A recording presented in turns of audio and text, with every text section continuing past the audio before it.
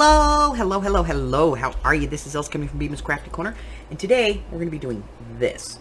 So what I have here is like, I got a couple of tucks, some belly bands, and some tags, and even a pocket. And all of this is made out of packaging. So we're going to be doing this today. It's a little mixed media kind of thing, and I'm going to get out some supplies. Excuse me, I'm going to get out some supplies, and we're going to get started. Yeah, this one's fun, and it's quick, and I think you will enjoy it. So I'll be right back with a list of supplies. Okay, so other than, you know, all of the normal supplies, these are the things we're going to be using. So we need to cover this, and I don't want to just stick a piece of paper on it. So we're going to be using some gesso. We're going to be using some modeling paste, and we're going to be using some paint. This is a satin finish. I'm going to be using a stencil, a palette knife, and a brush. Okay? So, first things first, we are going to get some gesso on here because we want to rough this up. We want to be able to paint it and, you know, have some grit. So I'm just going to go ahead and put a little gesso on there, and then spread that around. This is the easy part. I have a piece of paper here on my desk to protect my work surface.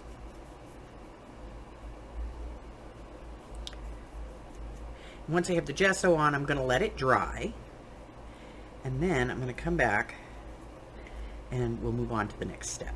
Okay? Now, if you have particularly dark packaging, you may want to put 2 coats of gesso on it. That's entirely up to you.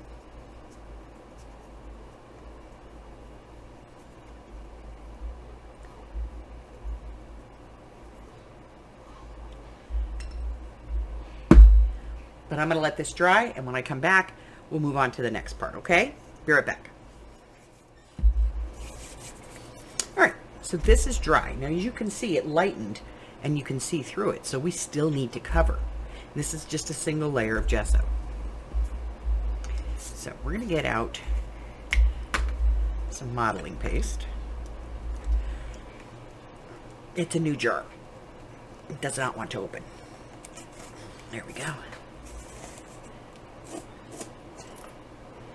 Modeling paste.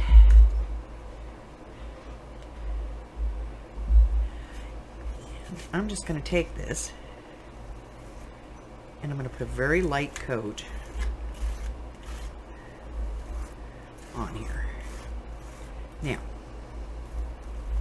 when I play with modeling paste, since I'm playing with it on my desk, I make sure that I keep a bucket of water on hand to wipe off my stencils so they don't get, you know, ew. Alright. So there's some. And we're going to do a little bit up here.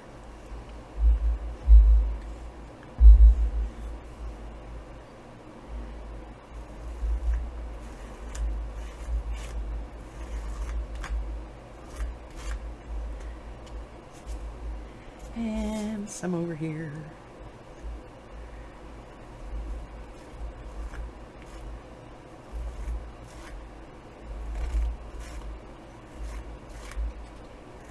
And you can use, you know, a couple of different stencils if you want. I'm just using one. And then I'm going to move this so that it's not sitting in the modeling paste. And I'm going to clean up my mess while I let this set up, which only takes a couple of minutes, but we want to let that set up. Okay, so I'll be back as soon as that's all set.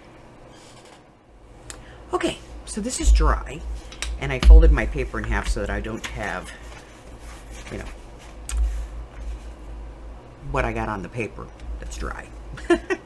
So I'm going to use a neutral color, and because I have, you know, texture on here, I'm going to paint this in a circular motion, and that helps me get all the paint in.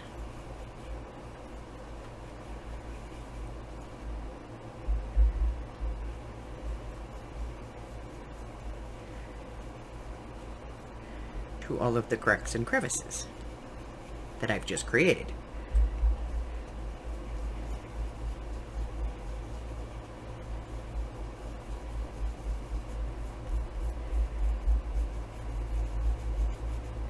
It also helps to reduce brush strokes. Okay, so let me get this painted, and once I get, you know, this on and it dries, I'm probably going to put a second coat on here.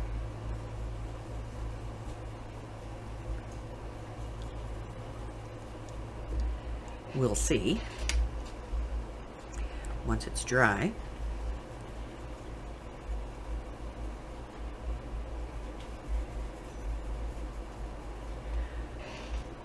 But I'm going to go ahead and paint this, let it dry, then look at it, see if it needs that second coat. If it does, I'm going to get that on there, and then I'll be back.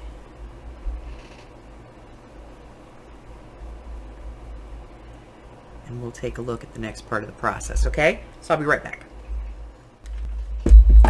Alright, so now that this is all dry, now we can make things out of it. So let's start with taking a nice piece off the side. Nice tag. And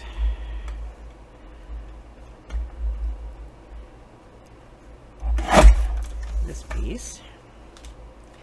And you know what? Let's do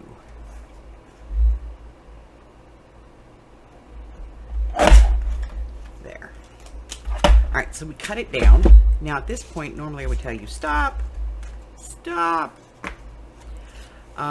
Because at this point you can use this for anything. It's a neutral background. They're average sizes, but because we're doing this as a video, let's go ahead and do a little bit more. So with this one, let's turn it into a tag.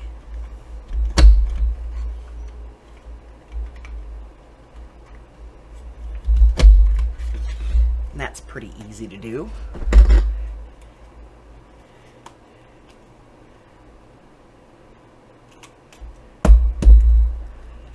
Around some corners. Now this could be a little bit harder to punch because you have, you know, gesso paint. It's already thick. And then, you know, modeling paste. So just be careful. Make sure you keep your modeling paste thin. You still get that look, but it's not as thick. Then we have this one here. Let me see if I have a better corner rounder. Here we go. So this one I think I'll just use as like a pocket. And so I want to put a finger pull in here.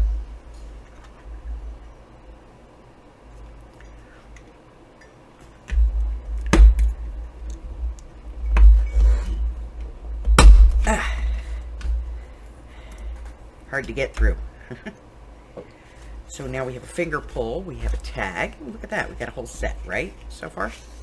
And then these are just corner pockets. You know, you can put this on the corner of a page in a journal and just have a corner pocket where you can put a tag or something. Now, like I said, at this point, this is normally where I tell you to stop. So I'm going to tell you stop. That's really as far as you need to go with these. You just put them in your stash, and then you have them when you need them to complete a project. That's it. That's the easy part today. And you get to have fun. You get to play with some modeling paste. You get to do a little bit of mixed media, and you get some great pieces that are unique for you to use in your crafting. That's it. That's all I have today. So if you are new here, go ahead and hit the button for me and subscribe. Like me, ring my bell. Share me with all your friends. and check out the community tab. See what I got going on. Until I see you again, stay well, my friends. Bye.